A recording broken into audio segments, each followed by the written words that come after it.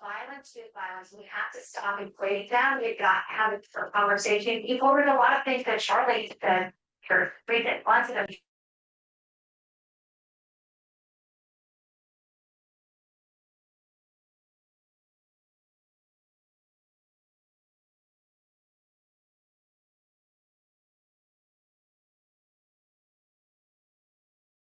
Welcome, welcome, welcome. Glad you could make it. Huddle time. Huddle and then broker update immediately following. So, who do we got with us today? Good morning, Precious. Welcome, Precious. And choose a different path. Who else? Good morning, all. Mute Vance from yourself. Illinois here. Illinois. All right, Vance. Welcome. Ohio. Sean Davison in Ohio, right? Shelby Township. All right, all right. Michigan, that is. Dexter McLean, Las Vegas. Dexter, welcome, buddy. Thank Glad you. to have you. Always a pleasure. From Gilbert, Arizona. Arizona. All right. Was that Thomas? Steve DeMarco. Okay, thank you. And feel free to go in the chat if you want to type it in the chat. Some of you can't speak it out, but go ahead and type it in the chat. Keep announcing where you are, where you're calling from. Keep them coming, team. Who else we got? A lot more people in than have said so.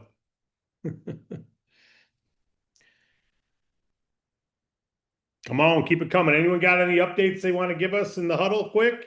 Anything new that happened yesterday for you? Yes, for me, I'm so new. So I had a guy that I got a business card from, and I reached out to him yesterday. He said he gonna think about it, but he said he had some funds from the COVID, and he don't know if he would qualify. He had funds from COVID and he didn't know what? I didn't hear you. If he would qualify. Oh, yeah. Well, did you go through the minimum qualifications with him? Yeah, I told him. He said he's gonna go over a few things. He gonna think about it because he was like, I haven't filed taxes and this and that. I was like, well, we have revenue-based funding, so I went over a lot of it with him. So he said he gonna think about it. So hopefully, but I'm gonna continue to reach out to other ones because that just gave me a boost. So thank you. Beautiful. Hey, there's something called a micro commitment, and that's when you get someone to just agree to something small, and like him considering it is, hey, if you want to think about it, where your numbers are, I can check back with you. And then you set up a time to call back, or you don't even set up the time. It's always better to have an appointment.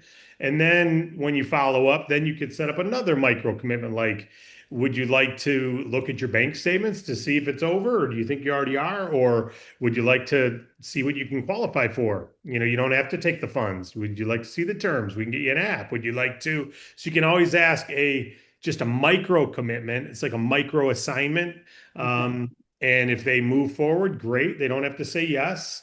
It's not like a yes or no or you're out, but it's a great way to keep the process moving rather than going stagnant. So one pro tip is micro commitments. Everybody use them. What else we got? Who else has got something for us?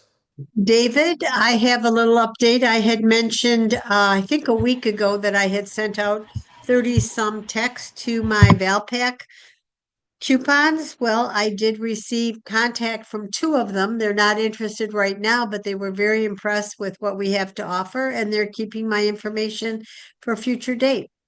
Beautiful. Well done. That's an update from last week when you said you reached out to everyone that came in the Valpak. You get great news, mama. And that's, you get these monthly shoppers. I get these. That's why I keep them. They're right here next to my desk. This is a lead sheet. And I go through. I haven't gone through this one yet to see who have I already reached out to, who's new, who's a reminder. And I can cross them out once I've reached out to them. They're advertising. You don't know me directly, but I saw your post in the monthly shopper. Shows you're local, right? It's a great way to relate with people. So, or the Valpak or whatever it is, the newspaper ads, whatever. Who else has got something for us today? Anyone want to announce themselves who haven't announced yet? This is Leslie from Douglas, Mass. Welcome, Leslie. I have sent out text messages to my local newspaper, And just like what Sharon did, I haven't gotten any response whatsoever. I don't know whether I'm saying too much or not enough. I did not say that I was using the local paper. But I sent 19 one day, I sent 25 another day, Okay. just in the past week. So that's just over 40. So I would say about 20% of your emails would get open only. Give me an idea what type of subject line you're using. It's a text message. Text. I sent a copy of my business cards because I've run out of cards. I'm waiting for more. Okay. Hold on a minute. I'm trying to pull it up. Well, look, before you go into it, let me just share something with you real quick. Every text, every email needs to be personalized and short. It doesn't have to be an advertisement. That can be part of it. But what most important is it's neighborly and conversational. Neighborly and conversational. Neighborly and conversational. What does that mean? Hey, you don't know me directly, but I saw your truck. I saw your post. I saw your thing in Valpak. You have to identify immediately. You don't have to, but the results go way down when you don't. You want to identify immediately local identifiable presence. You're relating with them. This is not a mass 20,000 text. It's not a mass 20,000 email. It's not a generic text you could say to everybody. It is specific and precisely just for that one person. So you want to make sure your texts are doing that. You don't know me directly, but I saw your truck, or I was referred to you by Lisa, or I saw your business card at Starbucks, or that's got to be the opening sentence. Otherwise, it's just spam and it doesn't even get read. Once you say that, then you've got the next sentence to say quickly why I just want to introduce myself because. So you got to get into that right away. I just want to introduce myself because we love to help businesses like yours with funding. I don't need your plumbing services right now, but I want you to know who we are for if and when you ever do need capital. I want you to know about our funding platform. Period. You don't have to send your link right then if it's a text. You get into it quick. They may reply, thanks. They may reply, tell me more. They may not reply at all. You wait about a minute or two, and then you send another text that says, just following up. In case you have interest, here's my link. You can learn more to see what you qualify for, or you can always call me back. That's in the email, text, phone call. It's all the same messaging. You got to start with the individual relatability. Well, listen, we're already past 11:30, so let's get into the huddle. We're already talking some huddles. Thank you. Thank you, and great work reaching out. As we improve the messaging, we get better responses. But even with the wrong message to the right person, you're going to get a positive response. So if you're planting seeds, even if you just threw an apple outside the window, sometimes that's going to become a tree. Usually it won't because it wasn't planted in the soil right. But sometimes that apple thrown out the window in the ditch is going to become an apple tree. Rarely, but it does happen. So even if you just throw a business card at someone's windshield, once in a while, it's going to become a funding, right? It's not what we teach, but we don't say don't do it. Don't put if I see a painting truck, I remember I got almost $175,000 funding by going to get some lunch meat. And I was at a Meijer grocery store, and which is like a Farmer Jack's or Kroger or, grocery store. And I was walking in to get lunch meat for lunch, and I saw a painting or a electrician's truck. So I put a drop card, my postcard. If your bank can't help you, we can. And I put it in the window. And we got a call an hour later from the owner who was not driving the truck. Someone else was, one of his workers, called the owner, said, hey, they put this on our thing. Just want you to know about it. And that owner called and they got approved for, I think it was 175 and took it like 4 hours later from a drop card left in a door handle, at a truck. They know it's local. It's local. You're not plastering everyone. If you're at Home Depot and you see a painter truck, throw it in. I mean, why not? Why not? But it's better if you're approaching with the relating and identifying and personalizing it right away. Neighborly and conversational. If you're using ChatGPT, start out by saying, I need a neighborly, conversational, short, brief introduction to someone and you'll get better. But what I just said is proven to work. Proven to work. So use it, use it, use it, and you're representing yourself well. All right, the huddle's already rolling. So thanks for the contributions. Great feedback, Sharon. Great work. And great work, everybody who's getting after it. Well done. another fantastic week in funding at DAC. You guys are all doing amazing. And we're out there on the front lines. Our average funding just keeps creeping up, just keeps coming up. The number of files right now over 100 grand in approvals right now with offers already out is over 1.4 million right now, already offered out to people. Today, right now, already offered 1.4 million and over 100 grand. Many of them over 200 grand. That doesn't count some of the $500,000 ones and some of the other big ones that we're working $2 million one, et cetera, like that. So you guys are doing a tremendous job. Keep it up. And if you're new, if you're moving into this as we do this huddle here, some of you are pros. You're here for the quick huddle, others are here for the broker update. If you're experiencing what a huddle looks like now. So if you're out there on the front lines, front of the spear, having conversations, creating the ripple effect, planting seeds, meeting, greeting, and informing, you're going to come across businesses who need capital to grow and can't get it from their bank. 90% can't. Let's not forget that. So every time you have a conversation with someone in a strip mall, when they don't own the strip mall, their likelihood they don't have collateral, they're likely then not approvable at a bank. Doesn't matter if they're a restaurant with a line out the door and they're doing $1 million a month in sales. If they don't own that building, they're not getting a loan. They're not getting a loan. Sorry. Unless you got a house to put up something, you don't have collateral. Sorry, we can't help you, but we can help them, right? You can help them. So continue to get out there and do it. A couple funding stories for y'all today. These are brand new funding stories today. An assisted living healthcare facility out of New York, which has a lot of regulations on the funding. That's okay. We've got providers there who want to help. $125,000. This is their 7th renewal. Just went out today, 7th renewal, 125 grand. The reason for the funding? Same reason they've had all along.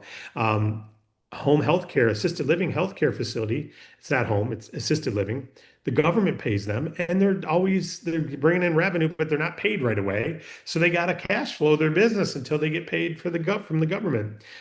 They wait 2 to 3 months to send important revenue checks. Well, when they get through a cash flow pinch, they look at us almost like a line of credit. They get a renewal. This initial funding, when they got 7 fundings, it goes a 1.45 rate because they have a FICO issue and a time and business issue, and they had some risk. So they were at a 1.45 rate, but each funding renewal has gotten a lower rate. This one was only 1.34.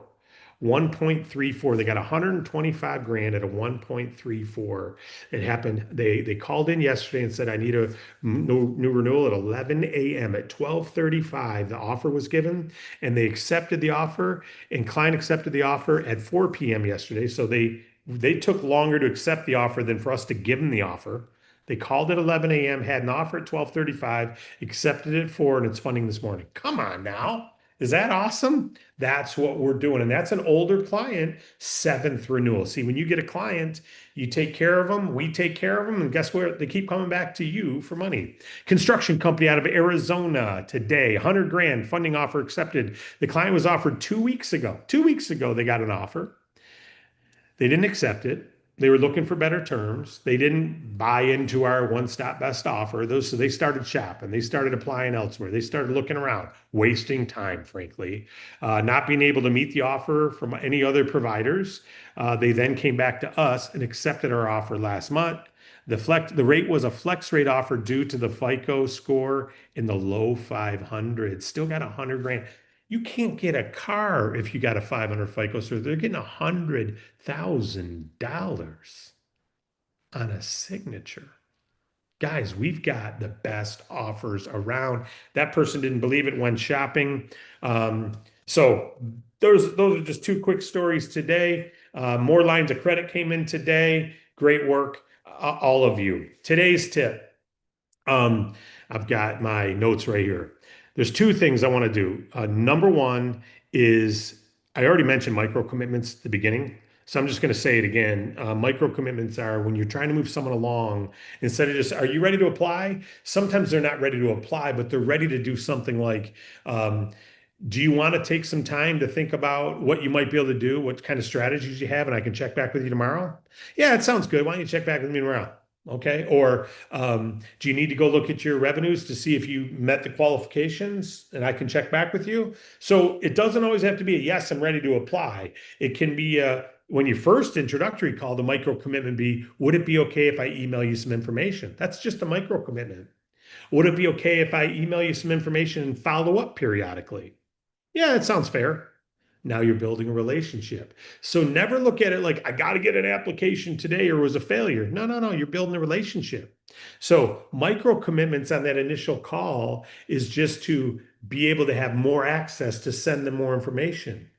Would it be okay if I send you some information? And I might even send you an email from time to time with some, and maybe that's your second conversation. After they've said yes to yes, send me, maybe you follow up and say, hey, I'm just reaching out, making sure you got my information.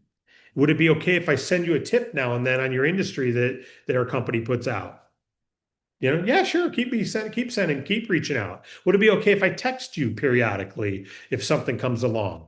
No, don't text me. Okay, no problem. I won't. So you look for micro commitments to move the conversation along. So that's the first pro tip. Make sure you're moving to micro commitments rather than just thinking the massive, got to get married right now. They got to apply today. Some of them are ready, but when you reach out to someone, there's a buying scale, or in this case, a funding scale of 0 to 10. There is zero not needing any funding today. There's nothing you can say, nothing you could offer. Even at 1% interest, they're not interested because they don't need the money. And then there's a 10 where it doesn't matter what you say, you call them at the right time. They need to apply immediately. And they're like praying for, I just need funding. And all of a sudden you call. And they're like, this is an answer to prayer. I'll apply right now. And there's no relationship required. It's the timing. So on a 0 to 10, most people aren't at a 9 or 10 right now. They say about 30% of the businesses could use funding right now. But when you call them, it doesn't mean they're a 9 or 10 for you. They may be a 9 or 10 ready to get funding, but they may not be comfortable yet with you. So you may hang up and they may go online and fund with someone else. So relationship, making sure it's neighborly, conversational, yet authoritative, meaning you want to be a advisor expert. You don't want to just be a promoter. You want to be a promoter of someone who believes in what you're doing. They need to hear it in your voice. They need to trust that you're serious. You can't be low energy like this and think anyone's going to apply with you. They won't. You can't sound dejected. I'm not sure, I'm sure I'm bothering you right now because we didn't have an appointment. You're going to get, you can say all the right things. You're not saying it the right way. So make sure you have a smile on your face. You're looking for micro commitments, whether you're in person, through your text. Smile when you write that text. It'll change the word. Smile when you write that email. It'll change the word. Believe me, this is all proven stuff. So do that. Micro commitments is one suggestion for today. And then the next thing I'll say is authority through education. To be an authority doesn't mean you gotta be like, I'm all that, an egomaniac. But it's helpful to give a tidbit, like we're just reaching out because we love to help businesses with funding. When we learn that only 1 in 10 businesses can qualify for funding at a bank, we said we got to help. And when I learned that, I decided to become a certified broker with our company. That's authority of education. You educate it a little bit. What's some other education? Well, obviously, to get a bank loan, you need real estate collateral. Most businesses don't have real estate collateral, so we come along to solve that. What's another authority thing?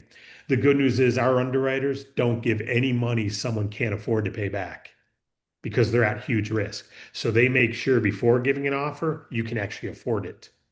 Before you even worry about it, they're going to give you an offer they know you can afford. That's another authority education thing. Renewals. Also, the great thing about our funding is staged funding. A lot of people use us as stage funding, meaning maybe they need 100 grand and we can only get them approved for 60, but they can take 60 now, put it toward that 100 grand, get some of it going. They don't need all 100 today, but they need it maybe over the next 90 days. And we can get them 60 now, and 40 days later, 90 days later, we can get that other 40,000. That's another authority through education. Every time you hear us talk, we're given educational tidbits. Use those educational tidbits to be an authority in your space. So micro commitments, authority through education. And it's good to do videos of your authority through education. Go online and do a video. I did a thing about restaurant owners. Increase your profit by fivefold simply by raising your prices 20%. And I did a little video.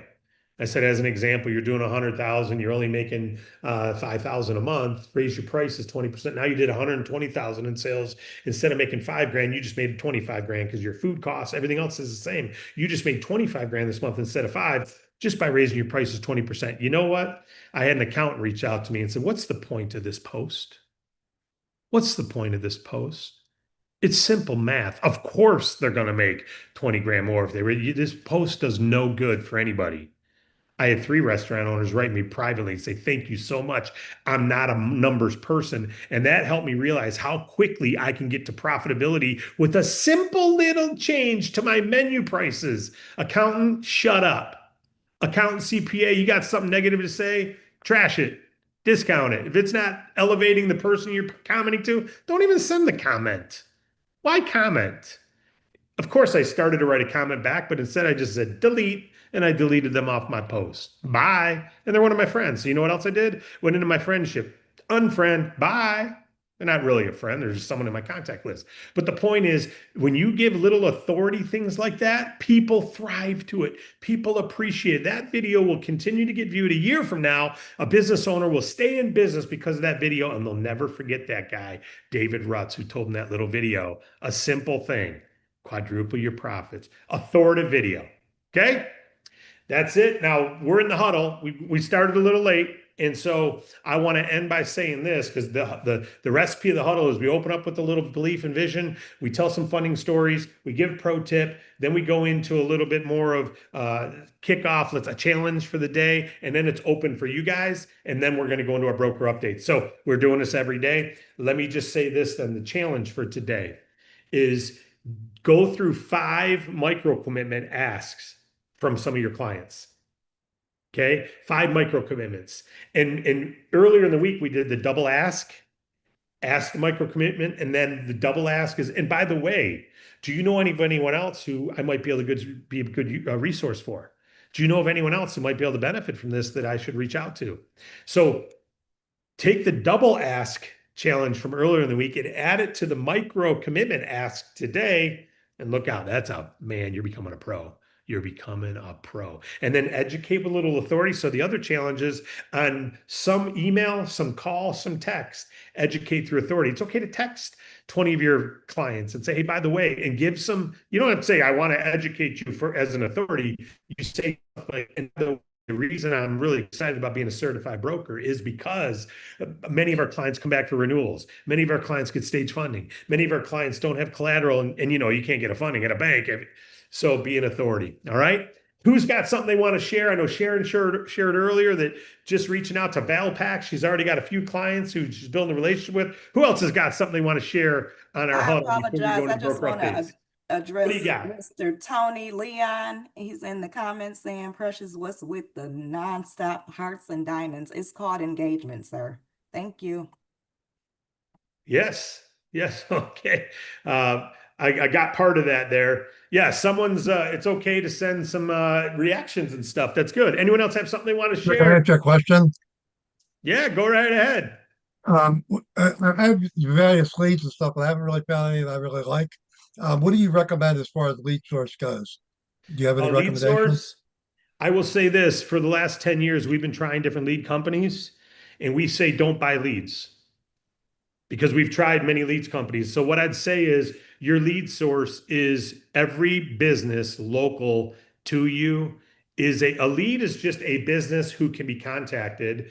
An engaged lead is a business who's interested. You can buy an engaged lead because they've expressed interest in funding. And there's people who will sell you a lead for $100, $125, $30, and they'll sell you a lead of someone who might be engaged. But I can tell you, we've not found one yet that we'll promote.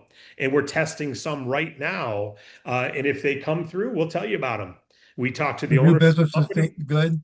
Are new What's that? businesses better? Are new and businesses better? Like No, you new don't. businesses. New businesses are not better because you got to be in business 2+ years to get our best funding. You need to be in business 6 months at least to get the funding. So if you got a business that's advertising to you, you have a reason to reach out to them. But as we say in our training, your network of businesses you know first, your local businesses second, your likeness businesses third. Businesses like you, like if you love some industry, something you're a snow skier and you love helping ski, then you call every ski resort in the country, or you call every ski boot manufacturer, ski store, if you're a skateboarder, call every skate shop in North America. You don't know me directly, but I love skateboarding and I love helping skateboard shops. The fact that you open one inspires me because I know how hard it is to find a good skateboard. So I want to introduce myself to you in case you ever need funding to expand, open more locations. Would it be okay if I send you some info? So local market, your people who know you, followed by your local market, followed by likeness market, an industry that you're focusing on, and then cold market from there. But you always want to still, if it's a cold market, you want to, whether it's text, email, telemarketing, you have to, as Nick DeHame said on an earlier huddle, look them up and learn something about them so that you can start with that. It can't just be a cold, hello, you know how many David Allen Capital spam emails I get that say, because David Allen Capital Inc. is in, give me a break. I'm on a mail list. Now, I reply to them all now because I'm like, they're going to open my reply and I'm recruiting every one of them and telling them about every one of them about my funding. So if you get advertised to, promote your services back. That's what I'd say for leads. Join your Chamber of Commerce, everything we say in the training. That's not changed. But I will tell you, we are testing, Michael, some leads right now. And we've got one company, actually, we've got 3 companies that we're still in test with. And so far, they're decent. But we've got pros working them, people who've helped a lot of clients and talked to a lot of clients. And if they're not able to turn them into profitability for the cost, then we wouldn't promote them because then one of our brand new brokers wouldn't, right? So right now, the lead source is what we said. You'll have better luck with this thing than the leads you're buying online. That's just a fact. Calling them, you don't know me directly. Here's a phone number right here to a septic and drill company. Hey, you don't know me directly, but I just saw your post in the back of the monthly shopper, and I don't need any septic cleaning right now, but I wanted to reach out because we love to help growing businesses, and you're obviously advertising to grow. So we'd love to help you grow and want you to know we have business funding. Would it be okay if I send you some information about our company? What do you mean you have business funding? Tell me more about it. So if you're advertised to, reach back out to them. Hopefully that helped. Katie, what do you got for us, Katie? Testimonial time, anyone? What do you got, Katie? You can I unmute. have reached out to 21 people on Facebook. Mhm. Of those 21 people on Facebook, 15 have said, I need to talk to you now. So I'm talking to them this weekend, like going physically to talk to them. And then I changed up my email strategy and started using success stories from my clients without Yes. mentioning the client, and have been targeting those particular industries and have gotten replies back with, we need to talk to you. Let's set up a time. So all of these things work, and things are just going to keep snowballing for me. And I'm just so happy for it. Beautiful. And you had a nice funding last week or the week before. Yes. Katie, tell us what you're saying on Facebook. Are you doing it through direct message? Yes. Or yeah, what kind of direct message are you sending? Similar to the So I'm starting out with, hey, I saw your page on Facebook. I am looking to connect with local businesses to build a relationship and to let you know that I'm in working capital. I'm a certified broker. No pressure, no sales. I'm just a resource if you ever need me. Beautiful. An introduction. Yes. Neighborly conversational introduction. Yep. Just like we say, everyone thinks they got to go to chat and do what chat does. Chat does not know how to be a human being and be neighborly and conversational. They don't. If you're going to go to chat, at least type that in so that Right. it's at least brief. But that was perfect, Katie. Love it. Great stuff. Is that David Banks? Yeah, David, what do you got for us today, buddy? Hey, I was just wanting to respond to Michael's question about the leads because I'm working with some leads also. But I've spent thousands of dollars on leads in the insurance business, and a lead to me is just a name on a piece of paper. But what I do, and I'd recommend this, I have a lead scraper. I go into Google My Business. If they're on those are all leads right there. They're just readily available. You just Google plumbers near me, and you'll have 100 leads right there. That would solve that problem. But yeah, I'm working some leads too, not real crazy about it. I have better success taking pictures of the trucks going down the road. I'm big on Snap-on, and I had a conversation earlier this week with a guy that's got 4 trucks. He's thinking about it, using our platform, but that's the way I approach it. I just pull leads off of the internet, or like I said, just snapping photos like you told us to do at the Home Depot and Depot, Lowe's. yeah. Yeah, Yeah. absolutely. If So you're sitting at a red light, I love it, David. Great work. And I know you're testing one of the lead sources that Wade's testing, and so I appreciate you going for it. And we've had some success, but we're just not ready to promote it yet, right? But I will say this: the cool thing is, when you are sitting on a road and there's a truck next to you, and you snap a shot of it, and you text them or call them right now, sometimes you're sitting next to them when they answer. So the 2 minute rule we talked about in one of our huddles in the past, if you see it and you got 2 minutes, do it now. Do it now. Call them. And you can add it to your lead list later. Call them, hey, I'm sitting on the road next to your truck right now. That is not a telemarketer. That is a wow, cool, thanks. Yeah, I don't need roto rooting right now or whatever it is. I don't need landscaping right now, but I just want to introduce myself because see you got your business and we'd love to help you. And just want to introduce myself. I'm in business funding, like to help local businesses. Do you love how Katie said, I love to help local businesses? See, we're monopolizing the marketplace on a local level team. All right, what do we, McGuire Tate, what do you got for us today, buddy?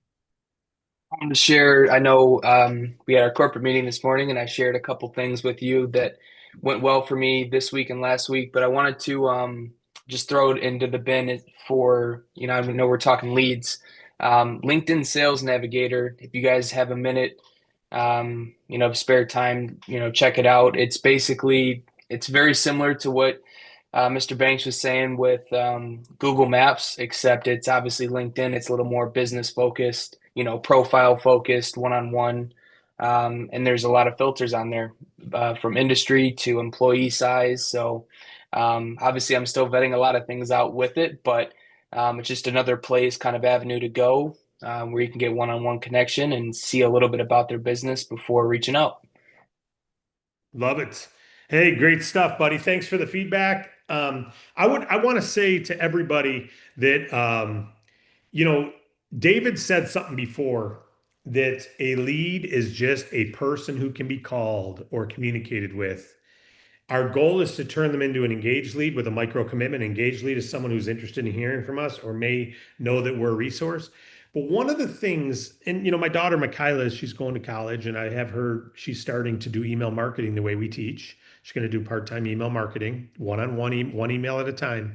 And we talked about the differentiator of us versus every other funding company. If I asked you, what is the differentiating funding thing, us versus everyone else? Okay, us versus everyone else. What differentiates us from every other funder? Do you have a quick answer? Don't say integrity. Don't say, the income you can make. What's the answer? The answer is we're brokers. We work with 20 different of the top lenders in the country. You got it. Top 20 with one simple application. So we're going to find you the best offer. So the benefit from them, what we do is work with 20, but the benefit is we'll get you the best offer without you having to go out and apply at all 20. So we got to say the benefit, because what we're doing is giving a desired outcome, best offer, with the shortest time and shortest requirement, 5-minute online application. So you don't have to go apply at 20. What you're doing, that creates value. If you just say we can get you business funding when a bank can't, well, every telemarketer is calling says that. And they can.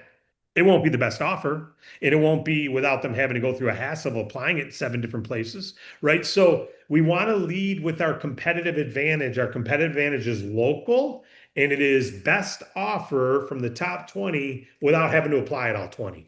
That's really best offer fast without inconvenience. Then it's all the other benefits, right, that everyone else can say. But that's our competitive advantage. Well done. Okay, what else we got? Anyone else have anything in the huddle before we move to the broker updates?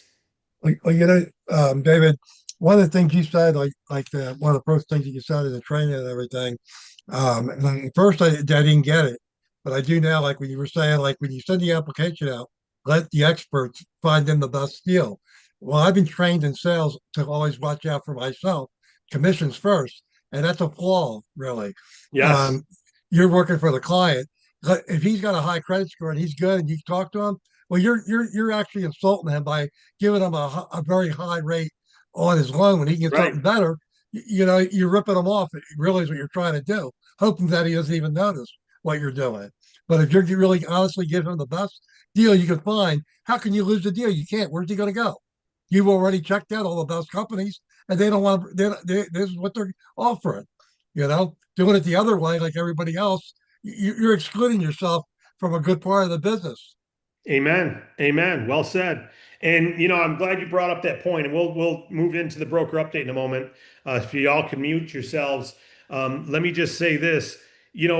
One of the first things McGuire and I talked about when we talked about is you do not create the outcome. I was taught in sales early on how to four-step close someone into a yes, how to get a yes every time, how to maximize income on a deal every time, how to break through the gatekeeper with a I won't say misleading, but less than integrous method, how to false promote something. There's a lot of false promotions out there. That's not integrity, and that will not be a long-term. You won't get any referrals. You'll be sniffed out. We told McGuire, as we say to everyone, lead with the purpose of helping that business, serve them. And what's going to happen is you'll feel good about yourself. You'll get the best commission. Wade and team aren't marking it way up. We're trying to get core rate. We're trying to get bonus revenue only 5% of the funding because we only had this much profit in it, and they got great price and they're under 1.2. Wouldn't that be awesome if every deal is 1.2 or under? That's what we're hoping for, but it comes to the quality of the client. So we're not going, oh, we could charge this guy 1.3 and everyone get paid triple. We're not doing that because you don't get 7 renewals like this renewal that we just got when you do that. We drive prices down. But if you lead with service and you don't force the outcome, you just increase the output. If you can increase the output, as McGuire said on a huddle the other day, if we focus on the output, not the outcome, the outcomes will follow. If we focus on just the outcome, then we'll stop doing the output because we'll start not liking what we do. You feel like you're manipulating and closing people and hurting them and making a short-term commission. And it's a short-term play. We're in business 10 plus years because we don't do that. We got a lot of renewals because we don't do that. And now we're not a good fit for everybody who wants to make a buck today at the expense of any customer they can get, jam it down their throat. That's not us. And then we will never do that. All right. Great stuff, guys. This went longer than usual because we're moving into the broker update, but well done. Hopefully you're all muted. Let's move on. And the huddles have been spectacular. We've been getting great feedback over the last 2 weeks. Come back again Monday, 11:30. This is the only one we record as Fridays because we go into the broker updates. Okay, here's a couple updates. Number 1, stall leads. Still one of the things that is causing the biggest movement in clients, or biggest letdown, I should say. McGuire, can you feature me, please? I don't know if I am or not. On my screen, I'm not. I want to make sure the video is of the speaker and not the non-speakers. So I assume that's what it is. Thank you. The one of the biggest fall-offs we're having is stalls. That means they start the application, they fill out the applet. Well, we've got something called the applet and then the application. The applet is the first 5 questions. And the applet, as you learn in the certified training, then determines are they going to Giggle or are they going to Bank Breezy? That's it. Based on what they answer here, we send them to Giggle or Bank Breezy, right? And then Bank Breezy team takes over and gets them the funding. But what happens is a lot of people are being sent to Bank Breezy and never completing their app. That's called a stall. And that stall rate, now we work those, we email them, we even sometimes call them, but we don't have staff to call and follow up and follow up and follow up and follow up and follow up. But when we get a hold of people, usually we don't get a hold of people, but when we call them and they actually answer the phone, they say, oh yeah, I forgot all about that actually. I just had to get my 3 bank statements. I didn't know I needed those when I started. And I forgot, hey, thanks for the call. Yeah, I'm going to get back in and apply. I'm glad you let me know because I forgot which company I even started with. I just went online and, I did it. Are you kidding me? And the broker wasn't calling. You know how many people we don't reach? It's not our job to reach them. It's our job to work with them after they've completed the applications. Your job as the broker to follow up and say, hey, I see you stalled. See you didn't complete the app. How do you know they completed the app? In the certification training, you learn this because number one, you're going to get the app started and then you're going to get app completed. You're going to get 2 emails. One started, one completed. You don't get completed. What does that mean? Stalled. What does that mean? You need to pick up the phone and call them and do what we're trying to do. And if you don't reach them, call them again. If you don't reach them, call them again. I can tell you that we only reach about 20% of the clients, and most everyone we reach, we get them to move forward with application. But we can't reach them all. And we can't call them 10 times for you. You're getting more than the company is. You're getting about 5 times more than the company makes on this. We can't keep funding people to call them for you when you're making 5 times what we are. So and that's if you're at a base certified broker level of 40%. Okay. So your responsibility is to make sure you move them from app started to app completed. At that point, our team takes over and we'll be moving along. Now, if you get a status update after app completed that says offer presented, and you don't get another email pretty quick that says offer declined by client or offer funded, if you don't get one of those presented and then stuck, that's another stall. That's another stall. I would say we have, I'm not joking when I say this, probably 1,000 clients in the last few years who got an offer, never answered the offer. And we just stopped calling them. You can't, present an offer. I think we call them for 2 weeks, email them, text them, call them. And if they don't, we declined for no response. I mean, that's what we decline it as. And some of you don't call your clients when we've presented an offer. We're trying to reach them. And they obviously aren't interested in the offer, or they don't know, forgot who we are. I don't know, but I would assume they don't understand something. Either the cost is too high, and it's good to know that. The benefit is not greater than the cost for them, so the cost is too high. They don't have a good use of funds. You want to know that so that you can go, okay, what part wasn't I clear to yourself when I talked to you? Because I thought I was pretty clear on what the cost of capital would be and the benefit of the funds. And if the cost was too high because they don't have a good use of funds, that's really what it is, not a good use of funds yet. You could then do a micro commitment, like we talked about in the huddle a minute ago, that says, okay, so the benefit right now is not high enough, right? What other ideas do you have? I mean, you think about this, you were offered $30,000. What other, I know you didn't have a benefit, a useful benefit of it yet to justify, let's say it's the worst pricing, 1.5. You couldn't justify getting 30 and paying back 45. You couldn't justify that. And I get it. But what other ideas do you have up there? Think about that. Could you imagine thinking of something tonight that maybe you could take 30 and turn it into 90 or 120, and then it is worth taking the funding? So you can't have that dialogue if you're not reaching out to them. And I'm telling you, it's over 1,000 clients who never even responded to the funding offer, who got an approval. And they didn't respond to us. And we don't know if the broker's trying to reach out or not. We notify you. So make sure you're not just a bypass, sit on the sideline referral agent. Referral agents get paid 10 points. You're a certified broker. We're not asking you to chase them to get documents to help them understand the funding, but we are asking you if there's a stall to step up. So write that down. That's a little challenge. When stalled, step up. When stalled, step up. When stalled, step up. Okay. And if you're reaching out, trying to say, hey, I see you didn't complete the app. Was there something you saw in the app that confused you? Or did you need more time to get the bank statements or whatever? You can help answer their questions for you. They usually don't know. They usually don't understand something. And then once they understand, they move forward. All right. So when stalled, what do? We step up. Okay. Relevate, MasterCard, Visa. Some of you are aware, you've been with us a while. You know, Relevate is a online bank that does great commission cards for us. They don't charge us a penny to load. They don't charge you money, certain amount of free transfers. Every other company out there charges us money to load, which means we have a minimum, and we have to charge you a fee. And they also charge you a bunch of fees to use your money. Relevate doesn't do that. Great company, great company. The founder of it used to run Western Union. So we love the company. We love what they stand for. However, what we've done is when you join, you get you get a card, right? Many of you go get a card. It was an actual checking account. Checking accounts have fees.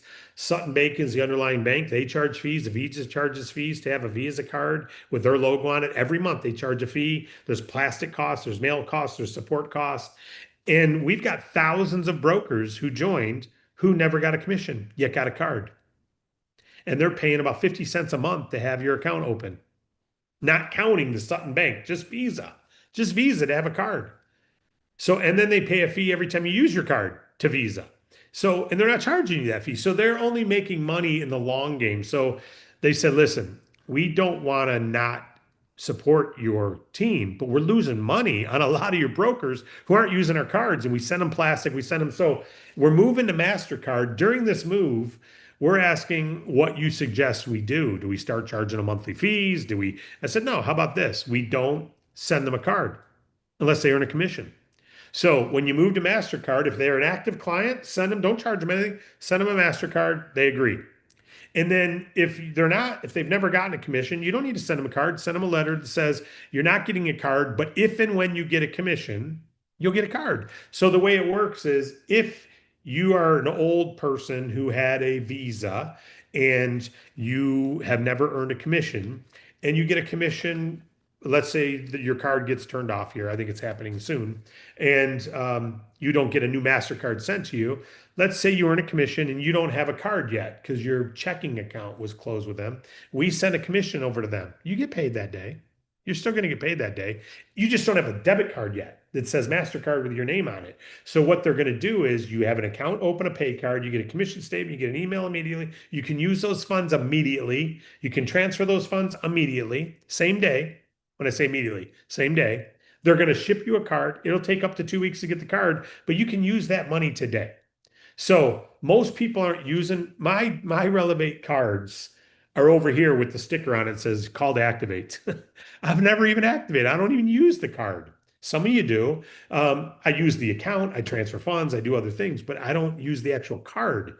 Some of you will. But if you're concerned about getting commissions, because I've taken 2 calls from people who said, hey, I'm about to fund someone. I'm worried I'm not going to get paid. Of course you're going to get paid.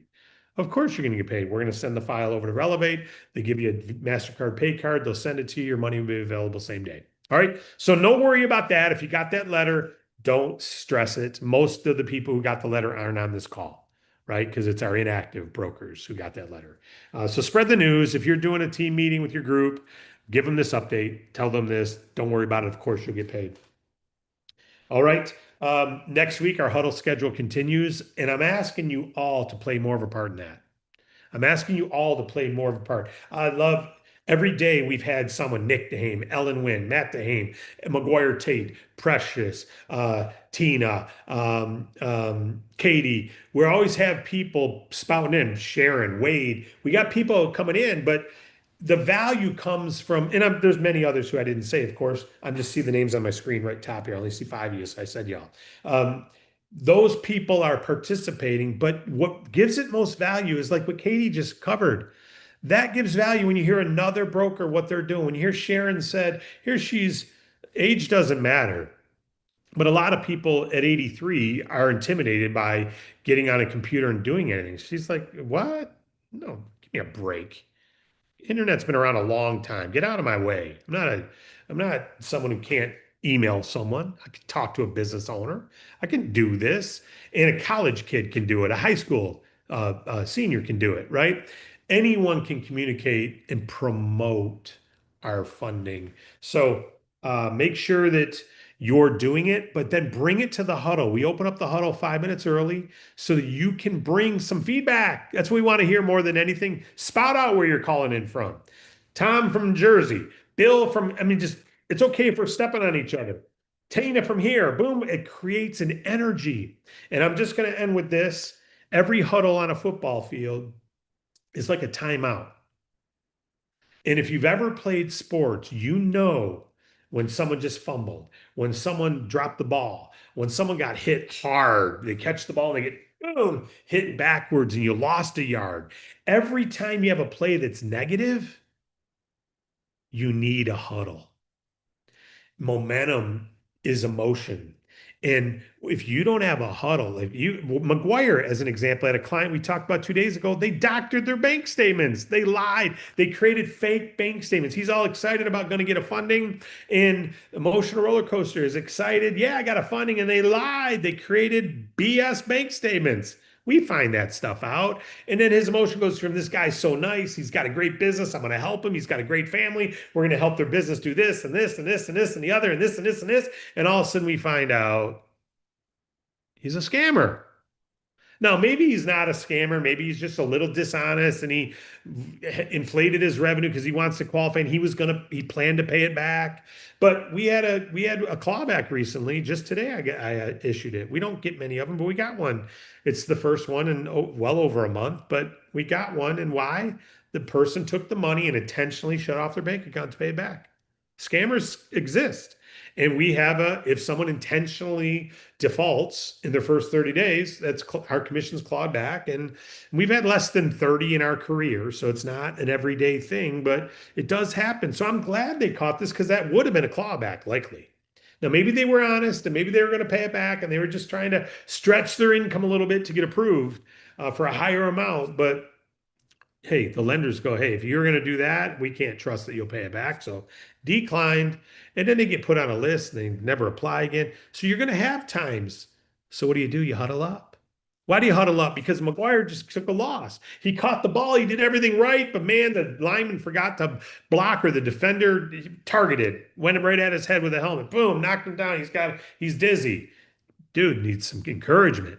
Dude needs some encouragement. Even if you don't go up and go, hey, I want to encourage you and slap him on the backside. When he comes back to the huddle, he's getting encouraged. Your team needs encouragement. I need encouragement. These things, people are like, Dave, you sure we don't want to overwhelm your schedule. Are you kidding me? I'll do a huddle every day for the next 20 years. Now, I don't want to be the only one who does the huddles. Right? But I don't mind being quarterback right now, calling the huddle. But I want everyone, the linemen to say something, the receivers to say something. We all come to the huddle, right? Because we need that encouragement. We need the pro tip, but we also need the juice up a little bit, right? Now break, let's go. And you know what? Some pros say do 2 huddles a day, a morning and an evening. We're not doing it. We're just doing one, but there's nothing that stops you guys from huddling up with your team. Have your own team huddle up. Because you know what? As much as McGuire had to go for a walk last night because it frustrates him, he had his huddle this morning. And McGuire, how you feeling right now compared to how you were feeling after that experience? I wiped it clean, and it's a new day. There's other people out there that need me. It's you got to get over yourself and realize that there's people out there that need a reach out from you. So any moment you waste is a moment that they, just like you said yesterday, opportunity, right? Opportunity cost. Oh, love it. Wow. Wow. Can you say that again? You wiped it Wiped clean? clean. Well, Yeah. clean slate. New day, new morning. New New day, new opportunities, morning, new business owners. new person to call who might need me. Come on. Isn't that Yep. the truth? That's what a huddle does. That he's a pro, so he's wiping clean anyway. We say when you're down, call up. When you're up, call down. Call your agency team when you're pumped up and motivated. And when you're down, call your agency leader. That's normal. Or show up to the huddle up. This hopefully helps you all. But that's why it's good that you bring encouraging stories because someone may not share what they've gone through. And we don't know everyone's plays. We don't know what everyone did today. If Katie doesn't share her Facebook messages, if McGuire doesn't share his story, if Precious didn't share hers and Sharon didn't share hers, we don't know if anyone's doing anything. If we don't share these funding stories, we don't know if anyone's doing anything, right? If we've got over 10,000 fundings in the last couple of years, obviously we got people funding. They don't all show up to the huddle, but more and more are coming, more and more are coming, more and more are coming. So how do you help? The huddle, you bring some encouragement. Come on, team. Come on, team. You always talk about a quarterback's attitude in the huddle. They lead the huddle well. They lead their team well. And then they're all amazing athletes if you make it to the NFL, but only some of them lead the huddle well. and the players want to play for that leader. Be that person, be the encourager in the huddle as well. Do the thing, then bring the comments. Do the thing. What's your story on how the double ask went? Hey, I did the double ask that you talked about the other day. I got 2 referrals. Hey, I did the micro commitment thing the other day and I got 4 people who said, yeah, send me your email. Hey, that's what I'm talking about. That's what I'm talking about. Okay. Like Sharon said, hey, I emailed, like you said, to the Vail Pack, and I got 4 clients who are interested in, and they don't need it today, but they're going to, out of 21 emails, I already got 4 who have said they're interested in when, come on now. It took her how long to write 21 emails? They're pretty much copy paste with the exception of the top lines. So, all right. Any other questions or comments? I see the meeting's being recorded on my screen, so I can't see any hands up. Yep, we had James that went up first, so you can go ahead and unmute. Go ahead, James. Hey, hello everybody. Can you hear me? Loud and clear, buddy. Loud and clear. Okay, on that new what McGuire was talking about, the word speaks to that, new every morning. Amen.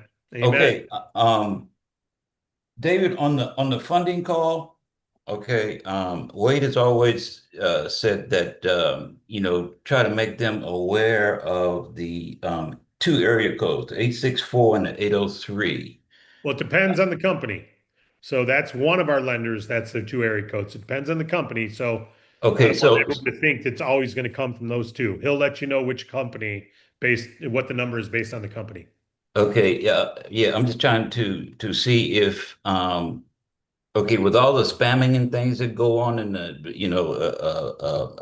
calls that come in nowadays. Okay, when we're sending, I guess 1 or 2 emails just before the funding call, is there any kind of way to kind of help them to recognize this number on the funding call that they're not familiar with? Is there any way you can help with that? Yeah, it's the only thing we can say is there's no way for them to recognize it because it's not in their phone book. And the only way you can help them recognize it is say, hey, the phone number is going to come from an 864 or 333 or 248 but here's the good news. By the time they got there, they've already got an offer, accepted an offer, got contracts and signed the contracts. So they already know the Bank Breezy team. They already know the funding company. They already have some information. Now, Wade's team, he may say to you, hey, they're not answering, or let them know the number may come from this. Usually he's letting the client know that themselves. But if they don't take the call, then Wade's team reaches out and says, hey, can you call them back then? And he'll give them the number to call directly. So the only thing we can do is tell them you're going to get a call in the next 20 minutes from this area code, take it. But they don't always because they're busy running a business. And then we got to call them and say, hey, they tried you 3 times for the funding call so they could send you the funds. Now you need to call them because they're not going to keep calling you. You're obviously busy, and you'll get a number to call, or they'll get a number to call, and then they call back in and set up the funding. So unfortunately, it's one of the inefficiencies of working not in a physical bank. But the good news is we do give an area code. We can't give the specific number because some of these people have branches in many different states and they've got one area code, but they may have 50 people calling, right? So you might have 50 different phone numbers coming in. Okay, thanks. Yep, thank you. Matt DeHame and Nick DeHame, and then Norma, right? Those hands. Go ahead, Matthew. Hey, guys. So bringing the encouragement. Here we go. Huddle house. No, bringing true grit, no grits. Katie, great advice, suggestion on the email thing. That's apparently working for you, and I appreciate it. I did a screenshot of what you sent. I really appreciate that. You are awesome. The common denominator with all stalled applications, because all your team gets it. Okay, I don't know of which one of my agents has got an application started or not like that, but I'm gonna let them know on my team. If you get one started, let me know, because here it is. The common denominator with these stalled applications is phone fear. All right, here we go. Phone fear. What is that? It's an epidemic in the world of sales. And I taught a little small group of folks before I came to DAC in another company to address that. That is the reason why brokers don't want to contact their client, because they are afraid of the telephone. I don't know why. It's a weird thing. It's a psychological condition, but I can help you overcome it. And it's through practice, through I'm saying failure forward, but through getting over it, it's one of those things like a little kid jumping in the pool. You know, you're afraid of it, unjustified. There's no justification. Now, if you just practice little baby steps and make a call to somebody you know and tell them about it, pick up the telephone. That's the common denominator because they're afraid. Email, maybe I'll email them. Maybe I'll throw enough Play-Doh, well, to be nice, Play-Doh against the wall and some of it'll stick. No, no, no. You've got to be very deliberate. Okay, my application installed, and I do this myself. I look at the thing, it's stalled. An hour later, they didn't follow through. I'm picking up the phone. Hey, I see that something engaged them. Hey, congratulations. I see that you've seen the value in applying for funding, maybe, to help your business. Is there anything I can do to help you? Or did you have an issue with the application? It's a simple matter of that. It's nothing. You're not, hey, did you need funding? Is there something wrong? It's not a panic call. It's a, hey, listen, assist you. Maybe something happened. Did you have some issue with the application? Or is there something I can help you with? It's a simple question. So as long as you can pick up that phone, you have the number in the initial intake form, call them. Say, Dave, this is I see that you just started our application within the last hour. Is there anything that you had an issue with or something that I can help you with? Everybody can do that. It's not a difficult thing. And they're going to say, yeah. And David mentioned, they're going to engage you. Oh yeah, I couldn't find my bank statements, right? I wasn't sure. They may bring up, I was just kicking the tires. We wanted to see what this is about. You'll find it. And by engaging them in that conversation, you'll either move the application forward, find it's a simple, nothing issue, or some subordinate little concern they might have about maybe should I go for it? I don't want my credit pulled. A lot of times that's what it is. No, there's a soft approach, and soft inquiries don't hurt your credit. Oh, great, boom. So whatever it is, identify, but don't be afraid of the phone. I just wanted to say that's it. Just encouraging people to not be afraid. Pick up the phone and yeah, man. Man, let me ask you something. What do you do when someone asks you a question you don't have an answer to? You don't know the answer yet. Yeah, that's a great question. I'm going to look into it for you. And if I was able to answer that for you satisfactorily, would that help you to move forward? Did y'all hear that? Did y'all hear that? He didn't create a bogus answer. He didn't guess. He said, it's a great question. If I got an answer for you, would that help you? Micro commitment. Would that help you move forward? That's exactly what it is. Well, what am I going to get approved for? How much how much you think you can get me, Matt? Well, how much would you need that would help you at this moment? Because I can't guarantee how much you're going to get approved, but what would be I need like $50,000 because I got this new marketing campaign that I think can triple my sales, and 50 grand is what I need. Wow. Is it a time sensitive thing for you, or are you just, I can't do it until I have the money, and I'm missing out on a lot of extra sales. My competition's eating me up because they got all these ads running. Okay. So would it be okay if I just help you get something close to it or more? Let me ask you, what are you averaging per month about in deposits? Because this will allow me to help. Right now we're doing about 80,000 a month, but I think with this ad campaign, I could get it to 240,000 a month. Wow, that's huge. Well, listen, you probably get approved. Do you happen to, any idea of your business? You've been in business for over two years. I'm looking at it now. Yeah, we're in our fourth year. Oh, it's so simple. So here's what's going to happen. I think I probably can help you. It's likely you're going to get approved for at least that amount, maybe even more if you needed it. But you just simply need to take 5 minutes to apply. Let me see. As you said, this week, if we got it done for you this week, would that make all the difference in the world for you? Dude, I'd be advertising next week. We'd pull the trigger immediately. I'll just shoot you out the link. And if you need my assistance with the application, which you probably won't, just have your bank statements ready and we'll get it done. But keep my number handy. And we'll get. I'll send it after right now. I think you have my email. See that? And that's just pro stuff, guys. I'm gonna ask him how he determined the qualification. But if you really understand our funding, you know how he determined the amount he might be qualifying for. But I would ask you this: did you see how he said keep my number in case you have a problem with the application? It's a simple thing, but man, does that make me feel comfortable that I got help if I do struggle. I don't know what to do. I feel like I got a confidant here. But yeah, tell us how you figured out that, yes, you could probably get us 50 or more. Yeah, get ahead of it. Get ahead of the question. Let me ask you now. Go ahead and ask me, David, because you're concerned about the cost of the funding probably now at this point. You mentioned about your advertising campaign. Well, I want to first say, for anyone who's fairly new, you said you could probably get 50. And you said because you asked me how long I was in business. You asked me my current revenue, right? And Mhm. so time in business over 2 years, revenue over 15 grand, you might be eligible for core rate funding, which is 1 to 2 times. And even if I don't have a great credit score, 2 years in business, even flex rate at that point, you can usually get half to 1 times. And I said I was doing 80,000. So 50 Average. is pretty close to the bottom of what you're probably going to get approved. Well, you said to me, without me having to go through the whole process of discovery of Yeah. what your benefit would be, Yeah, I you could just triple my sales. which is rare.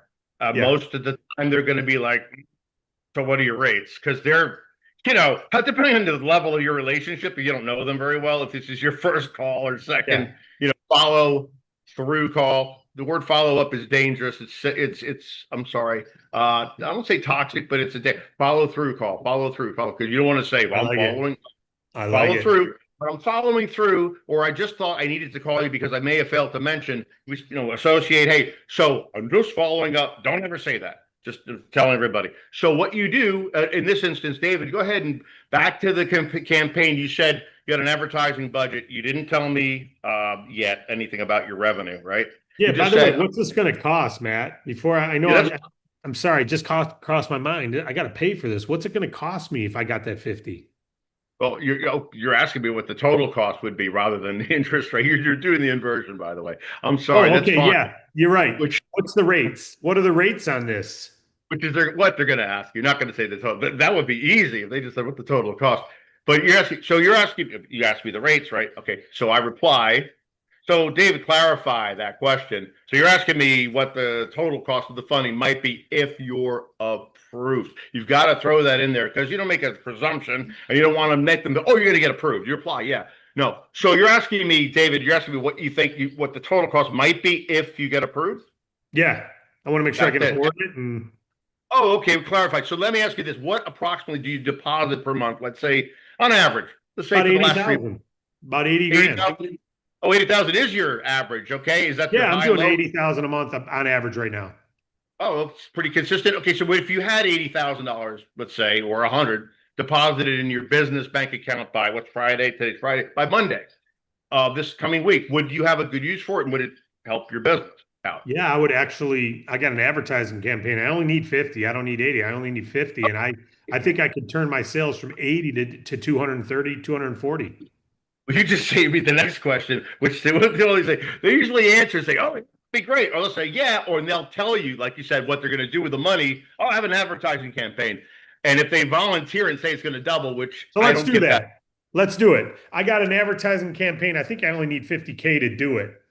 Okay, so you think if you had that done and you attracted more clients, as you mentioned about competing with your local, competitor and kicking their butt with that campaign that you have in mind, would that at least double in value to you if you had it, say in the next year or Double so? the 50, you mean, to 100? Yeah, Yeah, I think it would double that I think I could do 100K a month with that. Well, then this is a no-brainer for you because it's a fraction of that benefit you just told me. Your cost is nothing. You're gonna get an offer. I'll probably get this done. You could put your advertising campaign to work Monday. We get this application in the next few hours if you'd like. Where am I sending the link? So I mean, you see how he didn't even answer the rate? Now, if I pressed on, okay, that's cool. I'm glad, but what do you think I'll actually have to pay? What do you think the rate is on this, Matt? If I You're followed gonna. up, Yeah, well, that's rare. Now, when they do that, now I'm back to, it's like getting $3. You got to pay back 4. It could be a little more, a little less, but you do the math. What's again the difference if you're triple, you're quadruple, you're crushing your benefit? You get the bank rate, it's going to be a little cheaper than us, but since you apparently can't wait, then this is priceless for you. Wouldn't you agree? yeah. So there's a couple of the great stuff, Matt. I appreciate you doing this, and this was not planned, so I appreciate. You can see why he gets fundings all the time, and he does it all through the phone because he lives in Argentina, and he's got to do it through the phone. So, but he had a lot of experience when he got to DAC, so it's going to take time to have his same thing. But he started with phone fear. And I think what would be helpful, Matt, is if you led one of the huddles next week, talking about. I know you said you just got to do it, but maybe you got a little phone fear pro tip that you could give, and we could talk offline Monday, maybe Tuesday or Wednesday. You can help lead one of the huddles for phone fear. Sure Sound will. like good, Dad? Yeah. How many people would like that? Give a thumbs up if you'd like to hear phone fear huddle discussion. And by the way, training wheels. Would you agree, Matt, that yeah, give a thumbs up, give a pow, give whatever you can on screen. Would you agree, Matt? Yeah, I remember teaching my kids how to ride their bike, two-wheel bike. And Kailani, my youngest, I forgot that I don't know how I forgot, but I was teaching her to ride. She was my baby of all babies. And so I was just a little more coddling toward her. And maybe she was a little younger as well. And I was pushing her real slow. I was pushing her real slow.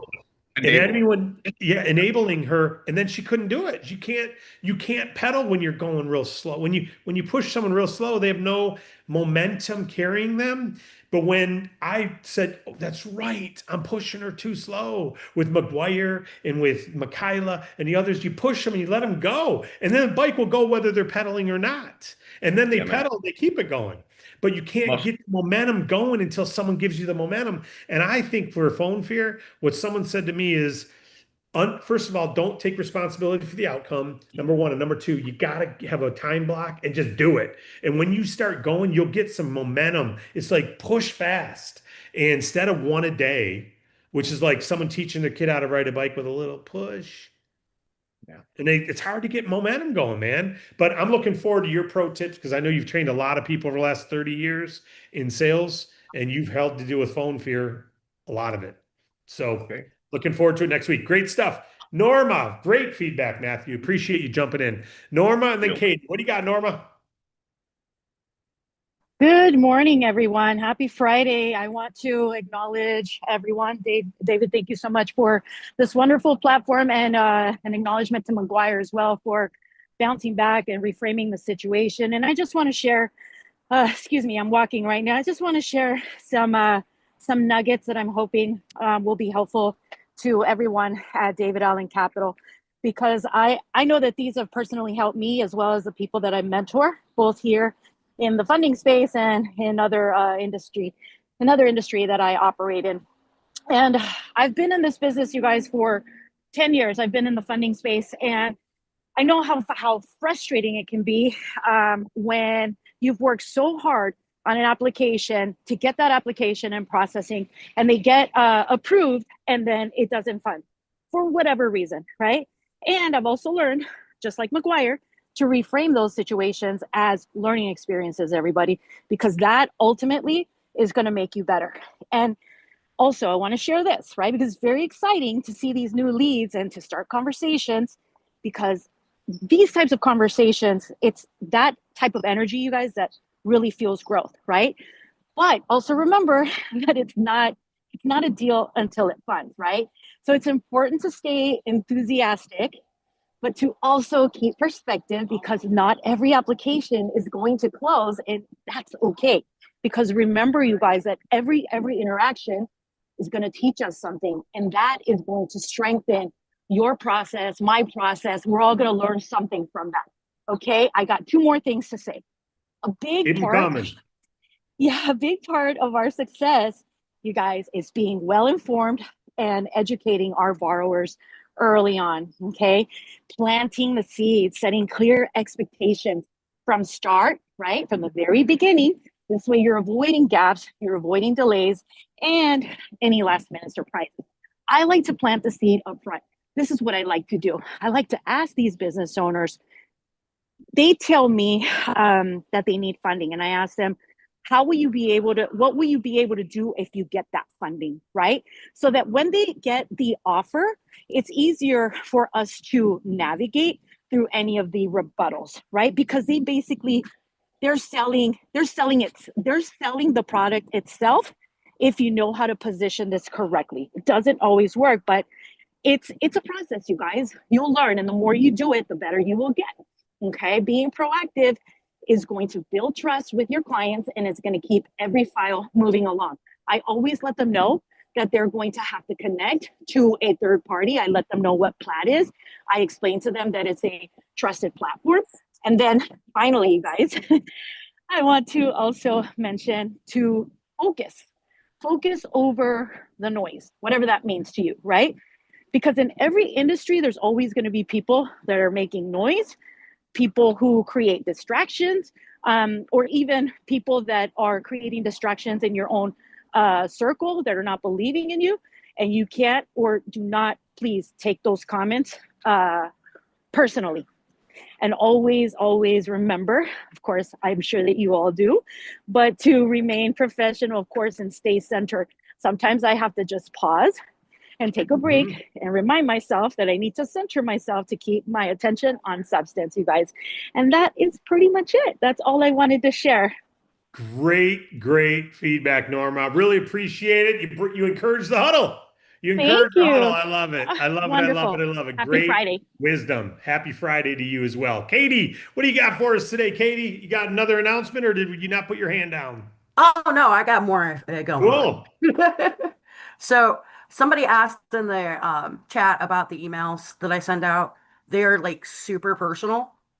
Yep. Like I go and look for very specific industries where I have success stories for funding, and then make sure that they see exactly what it is they could be missing out on or could be getting. And that way, it kind of fuels them a little bit. The other thing I wanted to say, I put it in the chat, but anybody in Ohio who wants to get together, do dinner, hang out, talk, support each other, oh, I am so down on making that happen. If you guys want to get together, I'm in Ashland. Let's get together. Let's have some fun, have dinner, talk, support each other. That's it. Love it. Love it. Love it. Love it. Well, I appreciate you all. Good stuff. Anyone else here? I don't see any other hands up. I got one more thing. This is an No, Nick had his hand up earlier. So Nick, I don't know I if saw his it hands timed down out. now. Is his hand down Yep. now? If you want to, buddy, you can go ahead and unmute. I don't know if you got a Maybe he's call or not able to something, but anymore. Yeah. yeah. Okay. All right. Well, listen, assuming not. Yeah, I am here. Just got off the phone, guys. Cool. Hey. Had the hand down, but I know you were coming to an end, David. I saw the unmute and just hung up. So no, it was just a potential client that I called earlier today who was calling back. So lots of follow up, circling back calls. Tell us about that client. Tell us how you got that client originally, how you reached out. Just share the little story quick. Yeah, no. So this was actually a business in New Jersey that I reached out. I think it was about 2.5 years ago. 2.5 years ago, guys. Yes, 2.5 sir. years. Yes. And there's something I read from listened to a very successful entrepreneur that stuck in my mind ever since I began the process with DAC is the sale or the business you will do with your client, that potential client, that contact it's not going to, very unlikely going to happen the first 2, 3, 4 contacts. It's really going to happen within 8 to 12 or more, because that's where the true relationship starts to establish, right? An initial phone call plants that seed, but when they still don't know who you are, or that they haven't found out that you are someone with integrity and that actually wants to help them out. So I've been periodically following up with this guy, this hardscaper for the past 2.5 years. But something I like to do is one contact within the 1 quarter of the year, right? Once not to be so consistent in the follow up in a short period of time, because they're busy, they're running the business, and really once you start establishing that relationship, they're going to reach out to you at some point when they actually need you. So I try to put it one time and within 1 quarter. If there's more interest, I reach out again. Yeah, so he reached out. He called me. The last time I spoke to him, I didn't even speak to him. It was about 4 months ago. When I call, if they don't answer, I'm going to send an email right after that phone call, send a text message, look them up. If I'm connected with them on social media, send them a message on social media. So send them all the messages out throughout all the terms possible. And he, I know they're receiving the email or the text. Sometimes you can track it, but he reached out, said, Nick, listen, I want to buy a skid steer. And, I got into, okay, why do you need the skid steer? Well, I have all these projects. I'm renting one out now. I'm just spending so much money on renting them out. So I got into how much this skid steer was, how much profit was going to make for him. So he's saying, yeah, it's going to make some. It's going to make it's going to make me profit. And also I'm going to stop renting. So I got into the cost. I told him, hey, listen, if the profit you're going to make long term is going to outweigh this cost, this is something we could probably do, because we got into the revenue. He's doing 70,000, 60,000. Skid steer is about 45, 50. So, revenue has been consistent. So we scheduled the call just now for next week to begin the application.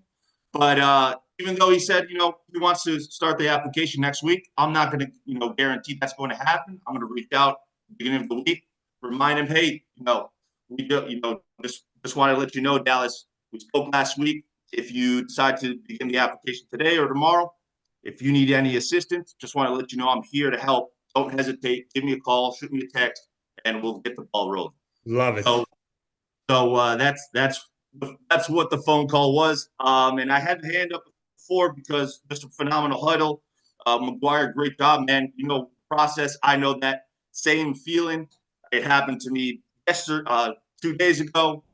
Last week, client got the $45,000 offer. Wade got a phenomenal offer. First got him 16,000. Wade called me back. Got 45. That's exactly, that's what the client needed. And I'm like, okay, excellent. We got him great offer. The expectations were set in the beginning. So you're kind of thinking in your mind, all right, you got the offer you need. It could be possible that he moves forward. And when the client called me back, he said, Nick, listen, I was able to get money from projects that they were able to pay me, so I don't need the funds anymore. But he said, thank you so much.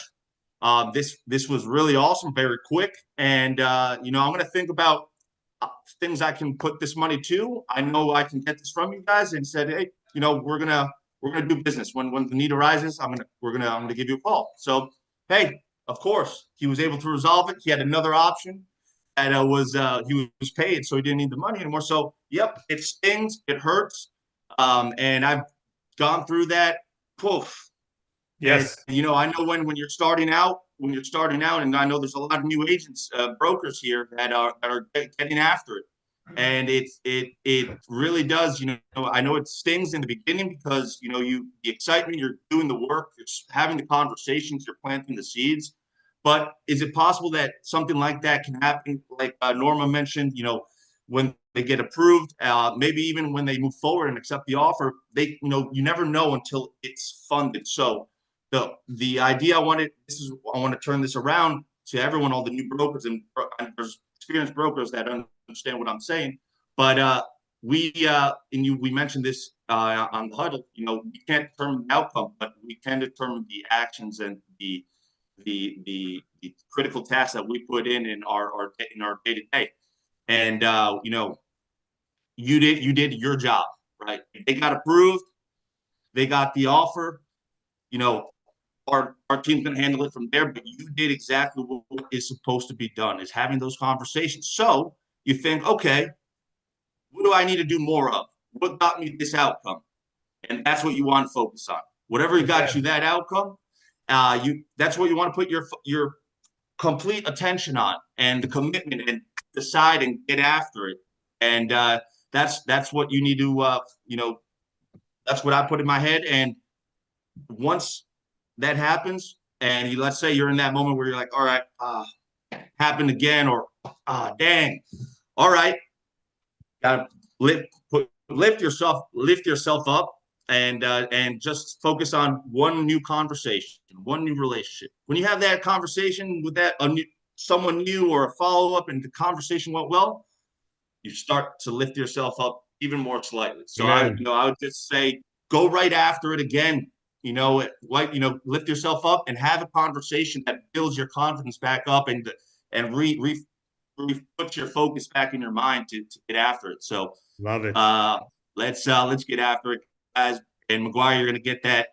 I know you're right at it, man, and you're gonna do phenomenal. It's gonna happen, and it's gonna happen for all of us. You know, these huddles, like you said, David. Even for us, that we've been around, it really does help. This is very helpful for everything, for the whole company. I can feel it, I can see it, the deals that are coming through, the businesses that you're mentioning. It's very helpful, and Amen. it's awesome. God bless, guys. Amen. Hey, I gotta end this out, guys. I got an appointment that I gotta go to, but I saw McGuire, you faced up to say something. I'm sure you're gonna say everything's positive, and everything's good, and you're good, and I know you're good. And this is what Huddle does, guys. I know this went long today. The Monday through Thursdays are much shorter, but man, good stuff. I'm inspired. Hopefully you're inspired. You know, on a football team, you score a touchdown, but it gets called back because someone had a holding play. Man, they're all dejected. That's what's going to happen when someone doesn't take the funding. But you know what? You line up again and you go score a touchdown. I got to run. We got to end. Thank you all. Appreciate you all. God bless you all.